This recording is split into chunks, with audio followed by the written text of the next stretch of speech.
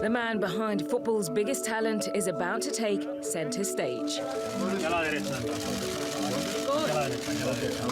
Football agent Jorge Mendes is in court over the investigation into Monaco's Radamel Falcao, just another of his clients under the Jessup stable accused of tax evasion. But is this the House of Cards moment for football's super agent? It all began when Mendes was named in the Football League's media investigation into football corruption. The documents said that Mendes helped his clients evade around $200 million in image rights through a network of shell companies and offshore accounts in Ireland, the British Virgin Islands, Switzerland, and Panama. The problem Mendes now faces is just how often his players are getting caught up. Falcao is allegedly failed to declare around $6.3 million. Cristiano Ronaldo is due to face a Spanish judge at the end of July. Fabio Contrao, who also plays for Real Madrid, is suspected of having hidden around $1.4 million. Manchester United manager Jose Mourinho is also accused of failing to pay millions during his time at Real Madrid, but his representatives claim that Mourinho had resolved the situation with authorities. And if that wasn't enough, 4 more footballers in the same camp are being inspected to see if they've used similar structures for their image rights. Another of Mendes' clients, Angel Di Maria, has already reached an agreement with Spanish prosecutors over a tax evasion charge relating to his image rights.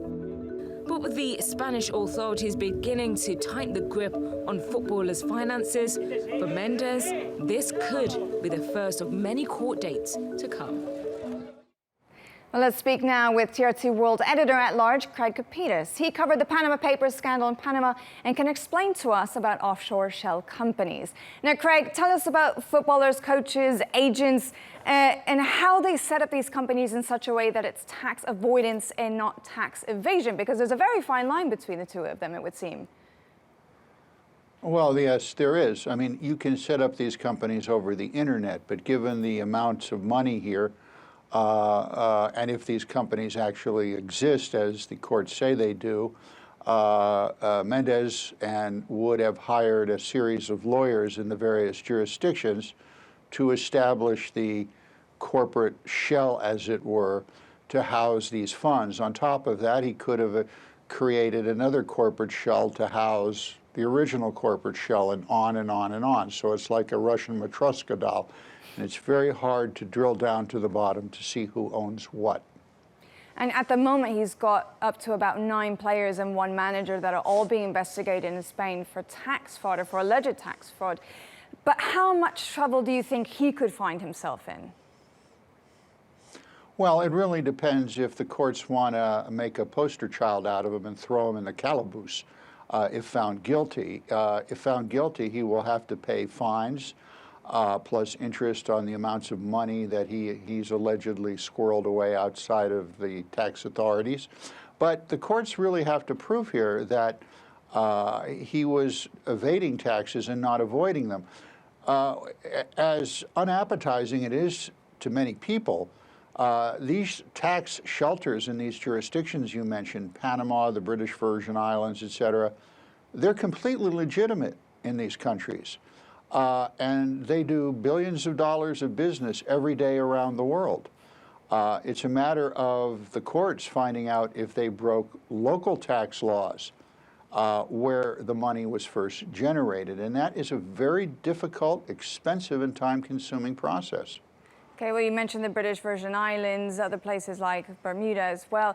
But what about in Europe? Are there any unsuspecting countries that offer the same types of benefits? Oh, certainly. Liechtenstein, Luxembourg, even Ireland. Just to give you a brief example of how it could possibly work. In Ireland, for instance, if you pass certain hurdles, horse breeders and riders in Ireland are not taxed on their income. So let's say Party X went there with a certain amount of money and invested that money in, say, a horse breeding operation. A structure with clever lawyers could be established that whatever that money is doing, interest on that money, is tax-free in that jurisdiction. Now, that money might not be controlled by an individual player or agent or coach, but controlled by a series of shell companies of which no one is really sure who the owner is. And the legislation in these various jurisdictions prevents them from releasing that information unless it involves drug smuggling or arms smuggling. More and more, tax evasion is becoming part of that list, that menu. However, again, it's still very, very difficult to prove. Just having an offshore company does not make you a tax evader. Well, Craig, thank you very much, as always, and for shedding some light on the subject.